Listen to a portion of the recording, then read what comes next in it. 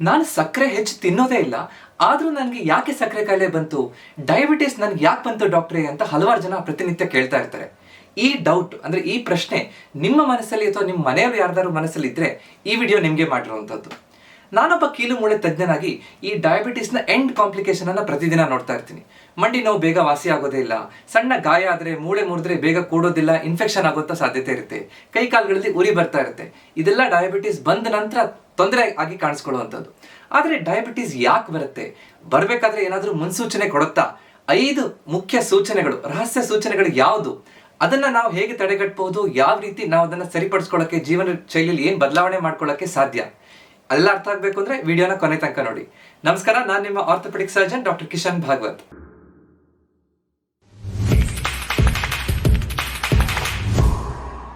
ಬಹಳ ಆಶ್ಚರ್ಯಕರ ಸಂಗತಿ ಅಂದ್ರೆ ಬೇರೆ ದೇಶದವ್ರಕ್ಕಿಂತ 10 ವರ್ಷ ಮುಂಚೆನೆ ಭಾರತದಲ್ಲಿ ಈ ಡಯಾಬಿಟಿಸ್ ಕಾಣಿಸ್ಕೊಳ್ಳುತ್ತೆ.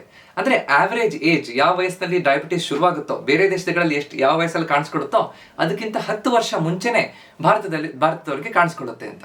ಆಶ್ಚರ್ಯ ಆಗುತ್ತಲ್ಲ, ಯಾಕೆ ಹೀಗೆ? ಕರೆಕ್ಟ್ ಆಗಿ ಇದನ್ನ ಸೈಂಟಿಫಿಕ್ ಆಗಿ ಅನಲೈಸ್ ಮಾಡಿ ನೋಡಿದಾಗ ಕಾಣಿಸ್ಕೊಳ್ಳುವಂಥದ್ದು ಬಹಳ ಮುಖ್ಯವಾದಂಥದ್ದು, ಭಾರತ ದೇಶದಲ್ಲಿ ಬಾಡಿ ಫ್ಯಾಟ್ ಪರ್ಸೆಂಟೇಜ್ ಬಹಳ ಜಾಸ್ತಿ ಇದೆ. ಅಂದ್ರೆ ನಮ್ಮ ದೇಹದ ತೂಕ ಸರಿಯಾಗಿದ್ರು ನಮ್ಮ ದೇಹದಲ್ಲಿ ಬೊಜ್ಜು ಅಂದ್ರೆ ಕೊಬ್ಬಿನ ಅಂಶ ಹೆಚ್ಚಿರೋದ್ರಿಂದ ಹಾಗೆ ಕಾಣಿಸ್ಕೊಳ್ಳುತ್ತೆ.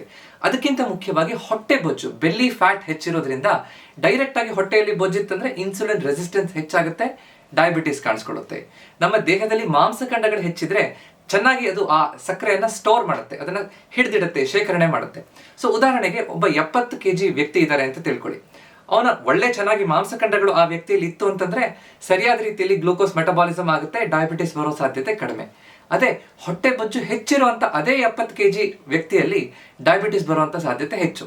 ಈ ಡಯಾಬಿಟಿಸ್ ಯಾರಿಗೆ ಬರಬಹುದು, ಯಾವ ರೀತಿ ಮುನ್ಸೂಚನೆಗಳು ಕಾಣಿಸ್ಕೊಳ್ಳುತ್ತೆ, ಮುಖ್ಯವಾದ 5 ಚಿಹ್ನೆಗಳು ಅಥವಾ ಆ ಸೂಚನೆಗಳು ಯಾವುದು ನೋಡ್ತಾ ಹೋಗೋಣ. ಪ್ರತಿದಿನ ಉಚಿತವಾಗಿ ನಾನು ವಾಟ್ಸ್ಆಪ್ ಅಲ್ಲಿ ಆರೋಗ್ಯದ ಬಗ್ಗೆ ಮಾಹಿತಿಯನ್ನ ಕೊಡ್ತಾ ಇದ್ದೀನಿ. ನೀವೇನು ನಮ್ಮ ಆರೋಗ್ಯ ಮಾಹಿತಿಯ ವಾಟ್ಸ್ಆಪ್ ಗ್ರೂಪ್ ಅನ್ನು ಸೇರ್ಕೊಂಡಿಲ್ಲ ಅಂದ್ರೆ ದಯವಿಟ್ಟು ಸೇರ್ಕೊಳ್ಳಿ. ಲಿಂಕ್ ಪಿನ್ ಕಾಮೆಂಟ್ ಮತ್ತು ಡಿಸ್ಕ್ರಿಪ್ಷನ್ ಅಲ್ಲಿ ಇದೆ. ನಮ್ಗೆ ಡಯಾಬಿಟಿಸ್ ಇದೆ ಅಥವಾ ಸಕ್ಕರೆ ಕಾಯಿಲೆ ಇದೆ ಅಂತ ರಕ್ತ ಪರೀಕ್ಷೆಯಲ್ಲಿ ಕಾಣಿಸ್ಕೊಳ್ಳೋಕ್ಕಿಂತ ಮೊದಲು ನಮ್ಮ ದೇಹ ನಮ್ಗೆ 5 ಸೂಚನೆಗಳನ್ನ ಕೊಡುತ್ತೆ. ಯಾವ ಸೂಚನೆಗಳು ಅಂತ ನೋಡ್ತಾ ಹೋಗೋಣ. ಮೊದಲನೇದು, ಯಾವಾಗ್ಲೂ ಸುಸ್ತಾಗುವಂಥದ್ದು. ನನಗೆ ರಾತ್ರಿ ಚೆನ್ನಾಗಿ ನಿದ್ದೆ ಬಂದಿದ್ರು ಬೆಳಗ್ಗೆ ಸುಸ್ತಾಗುತ್ತೆ, ಸ್ವಲ್ಪ ಕೆಲಸ ಮಾಡಿದ ತಕ್ಷಣ ನನಗೆ ಮಧ್ಯಾಹ್ನದ ಹೊತ್ತಿಗೆ ನನಗೆ ಏನು ಕೆಲಸ ಮಾಡೋದು ಬೇಡ, ಮಲ್ಕೋಬೇಕು ಅಂತ ಅನ್ಸುತ್ತೆ. ಈ ರೀತಿ ಯಾವಾಗ್ಲೂ ಸುಸ್ತಾಗುವಂತಹದ್ದು ಡಯಾಬಿಟಿಸ್ನ ಮುನ್ಸೂಚನೆ ಇರಬಹುದು. ಯಾಕೆ ಹೀಗಾಗುತ್ತೆ, ಇದರ ವೈಜ್ಞಾನಿಕ ಹಿನ್ನೆಲೆ ಏನು? ಡಯಾಬಿಟಿಸ್ ಅನ್ನುವಂಥದ್ದು ದೇಹದಲ್ಲಿ ಇನ್ಸುಲಿನ್ ರೆಸಿಸ್ಟೆನ್ಸ್ ಇದ್ದಾಗ ಆಗುವಂಥದ್ದು. ಇನ್ಸುಲಿನ್ ಅನ್ನುವಂತಹ ಹಾರ್ಮೋನ್ ನಮ್ಮ ದೇಹದಲ್ಲಿ ರಕ್ತದಲ್ಲಿರುವಂತಹ ಆ ಸಕ್ಕರೆಯನ್ನ ಎಲ್ಲ ಕೋಶಗಳಿಗೆ ಕಳಿಸುತ್ತೆ, ಸಕ್ಕರೆಯನ್ನ ಉಪಯೋಗಿಸ್ಕೊಳ್ಳಿಕ್ಕೆ ಅನುಕೂಲ ಆಗುತ್ತೆ. ಸೊ ದೇಹದಲ್ಲಿ ರಕ್ತದಲ್ಲಿ ಸಕ್ಕರೆ ಪ್ರಮಾಣ ಕರೆಕ್ಟ್ ಆಗಿ ಮೇಂಟೈನ್ ಮಾಡಂತ ನೋಡ್ಕೊಳ್ಳುತ್ತೆ. ಆದ್ರೆ ಯಾವಾಗ ಈ ಇನ್ಸುಲಿನ್ ರೆಸಿಸ್ಟೆನ್ಸ್ ಇರುತ್ತೋ ಅಥವಾ ಯಾವಾಗ ಈ ಡಯಾಬಿಟಿಸ್ ಪ್ರಾರಂಭ ಆಗ್ತಾ ಇದೆಯೋ ಅವಾಗ ನಮ್ಮ ರಕ್ತದಲ್ಲಿ ಸಕ್ಕರೆ ಇರುತ್ತೆ, ಆ ರಕ್ತದಲ್ಲಿರುವಂತಹ ಸಕ್ಕರೆ ಡೈರೆಕ್ಟ್ ಆಗಿ ಕೋಶಗಳ ಒಳಗಡೆ ಅಂದ್ರೆ ದೇಹದಲ್ಲಿರುವಂತಹ ಸೆಲ್ಸ್ ಒಳಗಡೆ ಹೋಗ್ತಾ ಇರಲ್ಲ, ಉಪಯೋಗಿಸ್ಕೋತಾ ಇರಲ್ಲ. ಇನ್ನೂ ಅರ್ಥ ಆಗ್ತಾ ಇಲ್ಲ ಅಂತಂದ್ರೆ ಸುಲಭ ಉದಾಹರಣೆಯೊಂದಿಗೆ ನಿಮ್ಗೆ ಹೇಳ್ಕೊಡ್ತೀನಿ. ನಮ್ಮ ಒಂದು ಕಾರ್ ಇದೆ ಅಂತ ತಿಳ್ಕೊಳ್ಳಿ. ಕಾರಲ್ಲಿ ಪೆಟ್ರೋಲ್ ಇದೆ, ಫ್ಯೂಯಲ್ ಟ್ಯಾಂಕ್ ಅಲ್ಲಿ ಪೆಟ್ರೋಲ್ ಇದೆ, ಆದ್ರೆ ಇಂಜಿನಿಗೆ ಪೆಟ್ರೋಲ್ ಹೋಗ್ತಾ ಇಲ್ಲ, ಅವಾಗ ಕಾರ್ ಚೆನ್ನಾಗಿ ಓಡ್ಸಕ್ ಆಗೋದಿಲ್ಲ. ಇಂಜಿನಿಗೆ ಪೆಟ್ರೋಲ್ ಹೋಗುವಂತಹ ಸಿಗ್ನಲ್ ಅಥವಾ ಯಾವ ಸ್ವಿಚ್ ಇರುತ್ತೋ ಅದು ಆಫ್ ಆಗಿದೆ ಅಂತ ಅನ್ಕೊಳ್ಳಿ. ಆ ರೀತಿ ಇನ್ಸುಲಿನ್ ರೆಸಿಸ್ಟೆನ್ಸ್ ಇರುತ್ತೆ. ಸೊ ಅದಕ್ಕೋಸ್ಕರ ನಮಗೆ ಬೇಗ ಸುಸ್ತಾಗುವಂಥದ್ದು. ಸೊ ಬೇಗ ಸುಸ್ತಾಗ್ತಾ ಇದೆ, ನನಗೆ ಮುಂಚೆ ಇದ್ದಕ್ಕಿಂತ ನನಗೆ ಹೆಚ್ಚು ಆರಾಮಾಗಿ ಚೆನ್ನಾಗಿ ನಿದ್ದೆ ಮಾಡಿದ್ರು ನನಗೆ ಸರಿ ಇದು ಅನಿಸ್ತಾ ಇಲ್ಲ, ಮಾನಸಿಕ ಒತ್ತಡ ಏನೂ ಇಲ್ಲ ಡಾಕ್ಟ್ರೇ, ಆದ್ರೂ ನನಗೆ ಸುಸ್ತಾಗ್ತಾ ಇದೆ, ಬ್ಲಡ್ ಶುಗರ್ನ ಟೆಸ್ಟ್ ಮಾಡಿಸ್ಕೋಬೇಕು. ಇದು ಮೊದಲನೇದು. ಎರಡನೇದು, ಪದೇ ಪದೇ ಮೂತ್ರ ವಿಸರ್ಜನೆಗೆ ಹೋಗುವಂತಹದ್ದು, ತುಂಬಾ ಆಸರಾಗುವಂಥದ್ದು, ನೀರು ಕುಡಿಬೇಕು ಅನ್ನುವಂತಹ ದಾಹ ಆಗುವಂಥದ್ದು. ಈ ರೀತಿ ಯಾಕಾಗುತ್ತೆ? ನಮ್ಮ ರಕ್ತದಲ್ಲಿ ಈ ಸಕ್ಕರೆ ಡೈರೆಕ್ಟ್ ಆಗಿ ಕೋಶಗಳು ಒಳಗಡೆ ಹೋಗ್ತಾ ಇಲ್ಲ ಅಂತಂದಾಗ ರಕ್ತದಲ್ಲೇ ಸಕ್ಕರೆ ಇರುತ್ತೆ, ನಮ್ಮ ಕಿಡ್ನಿಗಳು ಆ ಸಕ್ಕರೆಯನ್ನ ಹೊರಗಡೆ ಹಾಕ್ಲಿಕ್ಕೆ ನೋಡುತ್ತೆ. ಅಂದ್ರೆ ಬ್ಲಡ್ ಶುಗರ್ನ ಮೇಂಟೈನ್ ಮಾಡೋದಕ್ಕೆ ಸಕ್ಕರೆಯನ್ನ ಹೊರಗಡೆ ಹಾಕುತ್ತೆ ಮೂತ್ರದಲ್ಲಿ. ಯಾವಾಗ ಸಕ್ಕರೆ ಹೊರಗಡೆ ಹೋಗುತ್ತೋ ಅದ್ರ ಜೊತೆಗೆ ನೀರನ್ನು ಹೊರಗಡೆ ತಗೊಂಡು ಹೋಗ್ಬಿಡುತ್ತೆ. ಸೊ ದೇಹ ಹೆಚ್ಚು ಮೂತ್ರ ಪ್ರೊಡ್ಯೂಸ್ ಮಾಡುತ್ತೆ, ಮೂತ್ರ ಪದೇ ಪದೇ ಹೋಗ್ಬೇಕು ಅಂತ ಅನ್ಸುತ್ತೆ, ದೇಹ ಡಿಹೈಡ್ರೇಷನ್ ಆಗ್ಬಿಡುತ್ತೆ. ಮೂತ್ರ ಹೆಚ್ಚು ಹೋಗ್ತಾ ಇದ್ದಾಗೆ ನಮ್ಮ ದೇಹದಲ್ಲಿರುವಂತಹ ನೀರಿನ ಪ್ರಮಾಣ ಕಡಿಮೆ ಆಗುತ್ತೆ, ನನಗೆ ಆಸರ ಆಗುತ್ತೆ, ಮತ್ತೆ ನೀರು ಕುಡಿಬೇಕು ಅನ್ಸುತ್ತೆ. ಸೊ ರಾತ್ರಿ ಹೊತ್ತು ನೀವು 2-3 ಸಲ ರಾತ್ರಿ ಎದ್ದು ಮೂತ್ರ ವಿಸರ್ಜನೆಗೆ ಹೋಗ್ತಾ ಇದ್ದೀರಿ ಅಂದ್ರೆ ನನಗೆ ವಯಸ್ಸಾಯ್ತು ಅಂತ ಸುಮ್ಮನೆ ಅದನ್ನ ನಿಗ್ಲೆಕ್ಟ್ ಮಾಡೋದಲ್ಲ, ಸಕ್ಕರೆಯನ್ನ ಟೆಸ್ಟ್ ಮಾಡಿಸ್ಕೋಬೇಕು. ರಕ್ತದಲ್ಲಿ ಸಕ್ಕರೆ ಪ್ರಮಾಣ ಟೆಸ್ಟ್ ಮಾಡಿ ಡಯಾಬಿಟಿಸ್ ಬಂದಿದೆಯಾ ಇಲ್ಲೋ ಅಂತ ನೋಡ್ಕೊಳ್ಳುವಂಥದ್ದು ಒಳ್ಳೇದು. ಯಾವಾಗಲೂ ನನಗೆ ವಾಟರ್ ಬಾಟಲ್, ನಾನು ನೀರಿನ ಬಾಟಲ್ ಹಿಡ್ಕೊಂಡೇ ತಿರುಗಬೇಕಾಗುತ್ತೆ, ಅಷ್ಟು ನನಗೆ ಆಸರ ಆಗ್ತಾ ಇದೆ ಅಂತಂದ್ರೂ ಕೂಡ ಇದು ಡಯಾಬಿಟಿಸ್ ಬರ್ತಾ ಇರಬಹುದು ಅನ್ನುವಂತಹ ಚಿಹ್ನೆ ಇರಬಹುದು. ಸೊ ಅದಕ್ಕೋಸ್ಕರ ಈ ತರ ತೊಂದರೆ ಆಗ್ತಾ ಇದೆ, ಹೋಗಿ ರಕ್ತ ಪರೀಕ್ಷೆ ಮಾಡಿಸ್ಕೊಳ್ಳಿ. ಡಯಾಬಿಟಿಸ್ ಇರಬಹುದು. ಮೂರನೇ ಮುಖ್ಯವಾದಂತಹ ಸೂಚನೆ, ನಮ್ಮ ಕೈ ಕಾಲುಗಳಿಗೆ ಹೋಗುವಂತಹ ನರಗಳಲ್ಲಿ ತೊಂದರೆ ಆಗಿ ಡಯಾಬಿಟಿಕ್ ಪೆರಿಫೆರಲ್ ನ್ಯೂರೋಪತಿ ಅನ್ನುವಂತಹ ಲಕ್ಷಣಗಳು ಕಾಣಿಸ್ಕೊಳ್ಳುತ್ತೆ. ಅಂದ್ರೆ ಕೈ ಕಾಲುಗಳಲ್ಲಿ, ಪಾದಗಳಲ್ಲಿ, ಕೈ ತುದಿಯಲ್ಲಿ, ಬೆರಳಲ್ಲಿ ಉರಿ ಬರ್ತಾ ಇದೆ, ಚುಚ್ಚದಂಗ ಆಗ್ತಾ ಇದೆ, ಕಚ್ ಎಳೆಯುತ್ತೆ, ರಾತ್ರಿ ಹೊತ್ತು ಬೆಂಕಿ ಹತ್ತು ಉರಿದಂಗ ಆಗುತ್ತೆ ಅಂತ ಹಲವಾರು ಜನ ಪ್ರತಿದಿನ ಹೇಳುವಂಥದ್ದನ್ನ ನಾನು ನೋಡ್ತಾ ಇರ್ತೀನಿ. ಈ ತೊಂದರೆ ಯಾಕಾಗುತ್ತೆ ಅಂದ್ರೆ ಆ ಕೈಗೆ ಕಾಲಿಗೆ ಹೋಗುವಂತಹ ನರಗಳಿಗೆ ಹೋಗುವಂತಹ ರಕ್ತ ಸಂಚಾರದಲ್ಲಿ ತೊಂದರೆ ಆಗುತ್ತೆ. ಅವಾಗ ಆ ಪೆರಿಫೆರಲ್ ನ್ಯೂರೋಪತಿ, ನರ ಡ್ಯಾಮೇಜ್ ಆಗಿ ಅಲ್ಲಿ ಉರಿಯೂತ ಹೆಚ್ಚಾಗಿ ಈ ತೊಂದರೆಗಳು ಕಾಣಿಸ್ಕೊಳ್ಳುತ್ತೆ. ಸೊ ಈ ತರ ಕೈಕಾಲು ಉರಿ ಬರ್ತಾ ಇದೆ, ಸೆಳೆತ ಬರ್ತಾ ಇದೆ ಅಂದ್ರೆ ಫಸ್ಟ್ ಹೋಗಿ ನಾವು ರಕ್ತ ಪರೀಕ್ಷೆ ಮಾಡಿಸ್ಕೊಂಡ್ ಬನ್ನಿ, ಸಕ್ಕರೆ ಕಾಯಿಲೆ ಇದೆಯಾ ಇಲ್ವೋ ಅಂತ ಚೆಕ್ ಮಾಡಕ್ ನೋಡ್ತೀವಿ. ಸೊ ಈ ತೊಂದರೆಗಳು ಗೊತ್ತಿಲ್ಲದೆ ತುಂಬಾ ಡ್ಯಾಮೇಜ್ ಆದ ನಂತರ ಆಮೇಲೆ ರಿಪೇರಿ ಮಾಡಕ್ ಆಗದೆ ಇರೋ ಹಂತದಲ್ಲಿ ಹಲವಾರು ಜನ ಬರ್ತಿರ್ತಾರೆ. ಅವಾಗ ನಮ್ಗೆ ಬೇಜಾರಾಗುತ್ತೆ, ಪ್ರಾರಂಭದಲ್ಲೇ ಬಂದಿದ್ರೆ ಇದನ್ನ ಸರಿ ಮಾಡಬಹುದಿತ್ತಲ್ಲ ಅಂತ. ಯಾಕಂದ್ರೆ ಈ ಡಯಾಬಿಟಿಸ್ ಅನ್ನುವಂಥದ್ದು ಪ್ರಾರಂಭ ಹಂತದಲ್ಲಿ ಅದನ್ನ ಕರೆಕ್ಟ್ ಆಗಿ ಗುರುತಿಸ್ಕೊಂಡ್ರೆ ಟ್ರೀಟ್ಮೆಂಟ್ ಅನ್ನ ಸುಲಭವಾಗಿ ಮಾಡ್ಬೋದು. ಹೆಚ್ಚಿನ ಸಲ ಜೀವನ ಶೈಲಿ ಬದಲಾವಣೆಗಳಿಂದ ಮಾತ್ರೆ ಇಲ್ಲದೆ ಅದನ್ನು ಸರಿಪಡಿಸಲಿಕ್ಕೆ ಸಾಧ್ಯ ಆಗುತ್ತೆ. ಅವಶ್ಯಕತೆ ಇದ್ದಾಗ ಮಾತ್ರೆಗಳಿಂದ ಚೆನ್ನಾಗಿ ಕಂಟ್ರೋಲ್ ಮಾಡ್ಕೊಂಡಾಗ ಕಾಂಪ್ಲಿಕೇಶನ್ ಆಗದೆ ಇರೋ ರೀತಿಯಲ್ಲಿ, ತೊಂದರೆಗಳು ಆಗದೆ ಇರೋ ರೀತಿಯಲ್ಲಿ ಸಹಜ ಜೀವನ ನಡೆಸಲಿಕ್ಕೆ ಡಯಾಬಿಟಿಸ್ ಇಂದ ಸಾಧ್ಯ ಆಗುತ್ತೆ. ಇದನ್ನ ನಾವು ಮರಿಬಾರ್ದು. ಇದು ಮೂರನೇ ಮುಖ್ಯವಾದಂತಹ ಸೂಚನೆ ಅಂತ ಹೇಳ್ಬೋದು. ನಾಲ್ಕನೇ ಮುಖ್ಯವಾದಂತಹ ಸೂಚನೆ ಯಾವುದು? ನನಗೆ ಮುಂಚೆ ಗಾಯ ಎಲ್ಲ ಆದ್ರೆ ಅಥವಾ ಏಟ್ ಬಿದ್ರೆ ಬೇಗ ವಾಸಿ ಆಗ್ತಾ ಇತ್ತು ಡಾಕ್ಟ್ರೆ, ಈಗ ವಾಸಿನೇ ಆಗ್ತಾ ಇಲ್ಲ, ಕೀವ್ ಆಗ್ತಾ ಇದೆ ಅಂತ ಹಲವಾರು ಜನರಿಗೆ ಅದನ್ನ ನೋಟಿಸ್ ಮಾಡಿರ್ಬೋದು. ಅಂದ್ರೆ ಶೇವಿಂಗ್ ಮಾಡ್ಬೇಕಾದ್ರೆ ಸಣ್ಣ ಗಾಯ ಆಯ್ತು, ಬೇಗ ವಾಸಿನೇ ಆಗೋದಿಲ್ಲ, ಅಥವಾ ಕಾಲಿಗೆ ಮುಳ್ಳು ಚುಚ್ಚಿತು, ಬೇಗ ಕೀವ್ ಆಗ್ಬಿಡ್ತು, ಸಣ್ಣ ತೆರಚಿರುವಂತಹ ಗಾಯ ಆದ್ರೂ ಕೂಡ ತುಂಬಾ ದಿನ ತಗೋತಾ ಇದೆ. ಈ ರೀತಿ ಆಗೋದು ಕೂಡ ಅಲ್ಲಿಗೆ ಚರ್ಮಕ್ಕೆ ಹೋಗುವಂತಹ ರಕ್ತ ಸಂಚಾರ ಕಡಿಮೆ ಆಗುತ್ತೆ. ಅಲ್ಲಿ ನಮ್ಮ ದೇಹದಲ್ಲಿ ರೋಗ ನಿರೋಧಕ ಶಕ್ತಿನೂ ಕೂಡ ವೀಕ್ ಆಗ್ತಾ ಬಂದ್ಬಿಡುತ್ತೆ. ಹೀಗಿದ್ದಾಗ ಕೀವ್ ಆಗುವಂತ ಸಾಧ್ಯತೆ, ಗಾಯಕ್ಕೆ ರಕ್ತ ಸಂಚಾರ ಸರಿಯಾಗಿ ಪೂರೈಕೆ ಆಗ್ಲಿಲ್ಲ ಅಂದ್ರೆ ಈ ಗಾಯ ವಾಸಿ ಆಗುವಂಥದ್ದು ಲೇಟ್ ಆಗುವಂತ ಸಾಧ್ಯತೆ ಎಲ್ಲ ಕಾಣಿಸ್ಕೊಳ್ಳುತ್ತೆ. ಸೊ ಇದು ನಾಲ್ಕನೇ ಮುಖ್ಯವಾದಂತಹ ಸೂಚನೆ. ಈ ತರ ತೊಂದರೆ ಇದ್ರೆ ಬೇಗ ಹೋಗಿ ರಕ್ತದಲ್ಲಿ ಸಕ್ಕರೆ ಪ್ರಮಾಣ ನೋಡಬೇಕು, ಡಯಾಬಿಟಿಸ್ ಇದೆಯಾ ಅಂತ ಚೆಕ್ ಮಾಡ್ಕೊಳ್ಳುವಂಥದ್ದು ಬಹಳ ಮುಖ್ಯ. ಐದನೇ ಮುಖ್ಯವಾದಂತಹ ವಿಷಯ, ಹೊಟ್ಟೆ ಬೊಜ್ಜು ಹೆಚ್ಚಾಗ್ತಾ ಇದ್ರೆ, ಅಂದ್ರೆ ನಿಮ್ಮ ದೇಹದ ತೂಕ ಅಷ್ಟೇ ಇದೆ ಡಾಕ್ಟ್ರೆ ನಂದು, ಆದ್ರೆ ನನ್ನ ಪ್ಯಾಂಟ್ ಸೈಜ್ ದೊಡ್ಡ ಆಗ್ತಾ ಇದೆ ಅಂತ ಹಲವಾರು ಜನ ಹೇಳ್ತಿರ್ತಾರೆ. ನೀವು ನೋಡಿರ್ಬೋದು, ಅಂದ್ರೆ ಹೊಟ್ಟೆ ಒಂದು ಗಣಪತಿ ಹೊಟ್ಟೆ ತರ ಡೊಳ್ಳು ಹೊಟ್ಟೆ ಆಗ್ತಾ ಇರುತ್ತೆ, ಪ್ಯಾಂಟ್ ದೊಡ್ಡ ದೊಡ್ಡ ಸೈಜಿನ ಪ್ಯಾಂಟ್ ಅನ್ನು ತಗೋಬೇಕಾಗುವಂತ ಅವಶ್ಯಕತೆ ಬೀಳುತ್ತೆ. ಈ ಹೊಟ್ಟೆ ಬೊಜ್ಜು ಅನ್ನುವಂಥದ್ದು ದೇಹದಲ್ಲಿ ಇನ್ಫ್ಲಮೇಟರಿ ಕೆಮಿಕಲ್ಸ್ ಅನ್ನ, ಅಂದ್ರೆ ಉರಿಯೂತ ಹೆಚ್ಚು ಮಾಡುವಂತಹ ಕೆಮಿಕಲ್ ಅನ್ನ ಉತ್ಪತ್ತಿ ಮಾಡುತ್ತೆ. ಇದರಿಂದ ಇನ್ಸುಲಿನ್ ರೆಸಿಸ್ಟೆನ್ಸ್ ಆಗುತ್ತೆ, ಡಯಾಬಿಟಿಸ್ ತರ ಕಾಣಿಸ್ಕೊಳ್ಳುತ್ತೆ. ಮುಖ್ಯವಾಗಿ ನಮ್ಮ ದೇಹದಲ್ಲಿ ಬೇರೆ ಕಡೆ ಶೇಖರಣೆ ಆಗುವಂತಹ ಬೊಜ್ಜಿಗಿಂತ ವಿಸರಲ್ ಫ್ಯಾಟ್, ನಮ್ಮ ಹೊಟ್ಟೆ ಒಳಗಡೆ ಇರುವಂತಹ ಆ ಬೊಜ್ಜು ಬಹಳ ಹಾನಿಕಾರಕ ಅಥವಾ ಬಹಳ ಡೇಂಜರ್ ಅಂತ ಹೇಳ್ಬೋದು.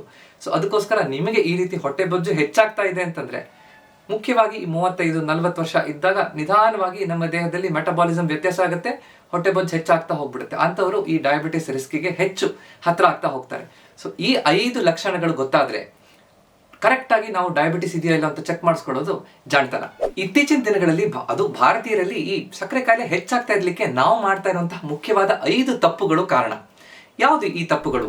ಮೊದಲನೇದು, ನಾನು ಮೊದಲೇ ಹೇಳ್ದಾಗೆ ನಾನೇನು ಸಕ್ಕರೆ ತಿನ್ನೋದೇ ಇಲ್ಲ, ನನಗೆ ಸಕ್ಕರೆ ಕಾಯಿಲೆ ಬಂತು ಅಂತ ಅನ್ಕೊಳ್ಳೋದು.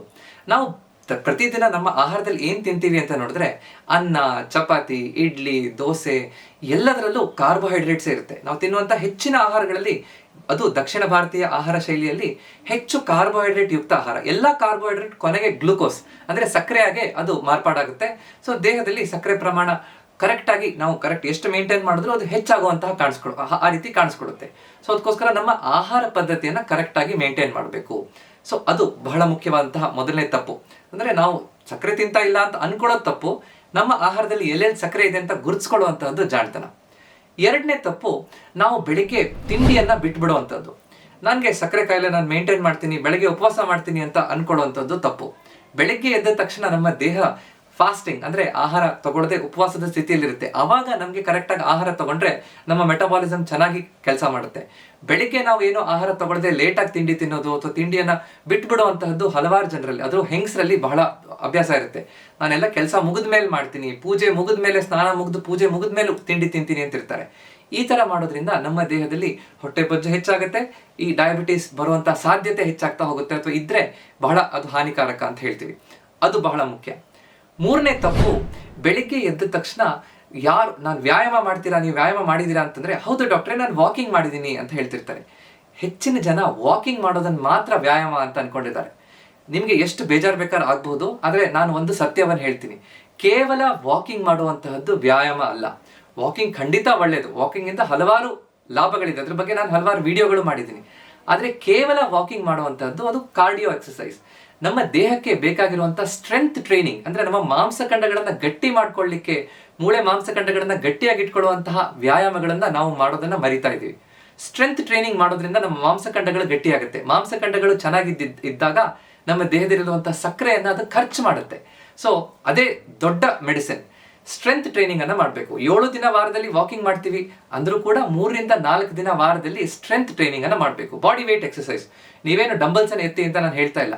ಸುಲಭವಾದಂತಹ ಈ ಚೇರ್ ಸ್ಕ್ವಾಟ್ಸ್ ಆಗಿರಬಹುದು, ವಾಲ್ ಪುಷಪ್ಸ್ ಆಗಿರಬಹುದು, ಲಂಜಸ್ ಆಗಿರಬಹುದು, ಸ್ಕ್ವಾಟ್ಸ್ ಆಗಿರಬಹುದು, ಸಿಂಪಲ್ 1 ಲೀಟರ್ ನೀರಿನ ಬಾಟಲ್ ಅನ್ನ ಹಿಡ್ಕೊಂಡು ಮೂವ್ಮೆಂಟ್ ಮಾಡುವಂತದ್ದು, ಬೇರೆ ಬೇರೆ ರೀತಿಯಾದಂತಹ ವೇಟ್ ಟ್ರೈನಿಂಗ್ ಅನ್ನ ಮಾಡುವಂತದ್ದನ್ನ ಅಭ್ಯಾಸವನ್ನ ಹಲವಾರು ಜನ ಮಾಡ್ತಾ ಇಲ್ಲ.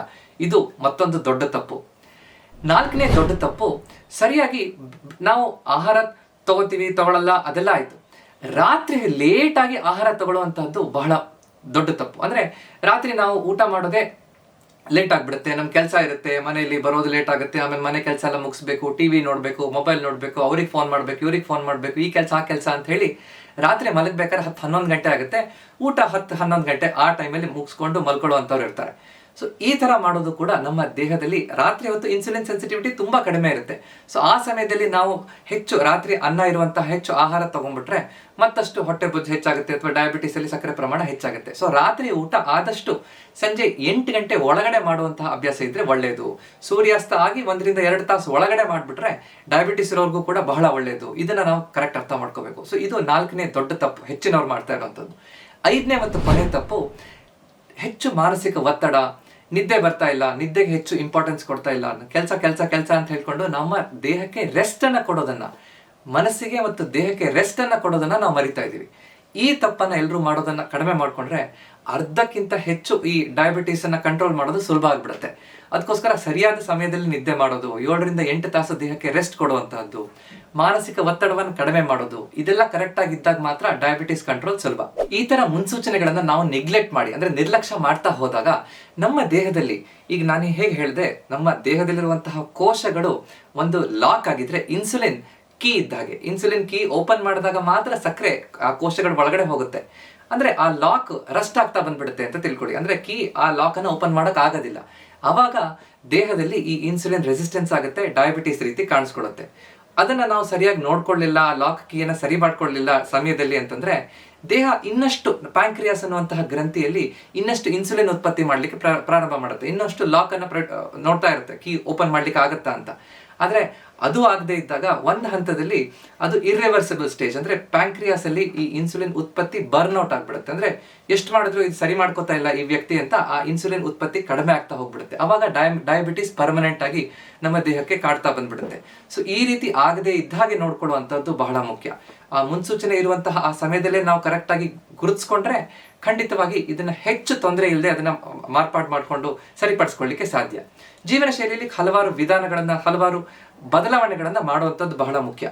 ಆಹಾರದಲ್ಲಿ ನಾವು ಬದಲಾವಣೆ ಮಾಡಬೇಕು. ಪ್ಲೇಟ್ ಮೆಥಡ್ ಅಂದ್ರೆ ಒಂದು ಸಣ್ಣ ಪ್ಲೇಟ್ ಅಲ್ಲಿ ನಾವು ಊಟ ಮಾಡುವಂತಹ ಪ್ಲೇಟ್ ಅಲ್ಲಿ ಏನೇನು ಹಾಕೋಬೇಕು, ಅದರಲ್ಲಿ 4 ಭಾಗ ಮಾಡಿ 2 ಭಾಗದಲ್ಲಿ ಹೆಚ್ಚು ನಾರಿನ ಅಂಶ ಇರುವಂತಹ ಸೊಪ್ಪು ತರಕಾರಿಗಳನ್ನು ತಿನ್ನಿ. 25% ಅಂದ್ರೆ 4ನೇ 1 ಭಾಗದಲ್ಲಿ ಕಾರ್ಬೋಹೈಡ್ರೇಟ್ಸ್ ಅಂದ್ರೆ ಅನ್ನ, ಚಪಾತಿ ಇದನ್ನ ಹಾಕೋಬಹುದು. ಇನ್ನು 1/4 ಭಾಗದಲ್ಲಿ ಪ್ರೋಟೀನ್ ಹೆಚ್ಚಿರುವಂತ ಆಹಾರವನ್ನ ತಗೋಬೇಕು. ಇದು ಕರೆಕ್ಟ್ ಆಗಿ ಪ್ಲೇಟ್ ಕಾನ್ಸೆಪ್ಟ್ ಅನ್ನ ಕರೆಕ್ಟ್ ಆಗಿ ಮಾಡಿದಾಗ ಸಮತೋಲನದ ಆಹಾರ ಇರುತ್ತೆ, ದೇಹದಲ್ಲಿ ಸಕ್ಕರೆ ಪ್ರಮಾಣವನ್ನು ಮೇಂಟೈನ್ ಮಾಡ್ಲಿಕ್ಕೆ ಅನುಕೂಲ ಆಗುತ್ತೆ. ಪ್ರತಿ ವಾರದಲ್ಲಿ 4 ದಿನ ಆದ್ರೂ ಸ್ಟ್ರೆಂತ್ ಟ್ರೈನಿಂಗ್ ಅನ್ನ ಮಾಡಬೇಕು. ಈಗಾಗಲೇ ಹೇಳಿದಾಗ ಮಾಂಸಖಂಡಗಳನ್ನ ಕರೆಕ್ಟ್ ಆಗಿ ಬೆಳವಣಿಗೆ ಮಾಡಿಟ್ಕೊಂಡು ಅದನ್ನ ಗಟ್ಟಿ ಮಾಡಿಟ್ಕೊಂಡ್ರೆ ಸಕ್ಕರೆ ಇರುವಂತಹದ್ದು ಉಪಯೋಗ ಆಗುತ್ತೆ. ಅವಾಗ ಸಕ್ಕರೆ ಪ್ರಮಾಣ ಮೇಂಟೈನ್ ಮಾಡ್ಲಿಕ್ಕೆ ಅನುಕೂಲ ಆಗುತ್ತೆ. ಸುಲಭವಾಗಿ ಮನೆಯಲ್ಲೇ ಮಾಡುವಂತಹ ವೇಟ್ ಟ್ರೈನಿಂಗ್ ಎಕ್ಸರ್ಸೈಸ್, ಈ ಎಲ್ಲ ಎಕ್ಸರ್ಸೈಸ್ ಗಳನ್ನ ಕರೆಕ್ಟ್ ಆಗಿ ವೇಟ್ ಟ್ರೈನಿಂಗ್ ಎಕ್ಸರ್ಸೈಸ್ ಅನ್ನ ಮಾಡಿ ಕರೆಕ್ಟ್ ಆಗಿ ನಮ್ಮ ಮಾಂಸಖಂಡಗಳನ್ನ ಗಟ್ಟಿಯಾಗಿ ಇಟ್ಕೋಬೇಕು. ಊಟ ಆದ ನಂತರ ಒಂದು 10 ನಿಮಿಷ, ಪ್ರತಿ ಸಲ ನಾವು ಊಟ ಮಾಡಿದ ನಂತರ ಒಂದು 10 ನಿಮಿಷ ವಾಕಿಂಗ್ ಹೋಗಿ ಬರೋದ್ರಿಂದ ಬಹಳ ಚೆನ್ನಾಗಿ ನಮ್ಮ ದೇಹದಲ್ಲಿ ಮೆಟಬಾಲಿಸಮ್ ಸರಿಯಾಗುತ್ತೆ, ಪಚನ ಕ್ರಿಯೆ ಚೆನ್ನಾಗುತ್ತೆ, ಸರಿಯಾದ ರೀತಿಯಲ್ಲಿ ಆ ಶುಗರ್ ಯುಟಿಲೈಸ್ ಆಗ್ಲಿಕ್ಕೆ, ಶುಗರ್ ಉಪಯೋಗ ಆಗ್ಲಿಕ್ಕೆ ಅನುಕೂಲ ಆಗುತ್ತೆ. ಸೊ ಆಕ್ಟಿವ್ ಆಗಿ ನಮ್ಮ ಜೀವನ ಶೈಲಿಯಲ್ಲಿ ಇರಬೇಕು. ಮುಖ್ಯವಾಗಿ ಊಟ ಆದ ನಂತರ 10 ನಿಮಿಷ ಓಡಾಡುವಂಥದ್ದು ಬಹಳ ಮುಖ್ಯ. ರಾತ್ರಿ ಸ್ವಲ್ಪ ಬೇಗ ಮಲ್ಕೊಳ್ಳೋದ್ರಿಂದ, ಅಂದ್ರೆ ರಾತ್ರಿ ಊಟ ಸ್ವಲ್ಪ ಬೇಗ ಮಾಡಿ ಬೇಗ ಮಲ್ಕೊಳ್ಳೋದ್ರಿಂದ ನಮ್ಗೆ ಅನುಕೂಲ ಆಗುತ್ತೆ.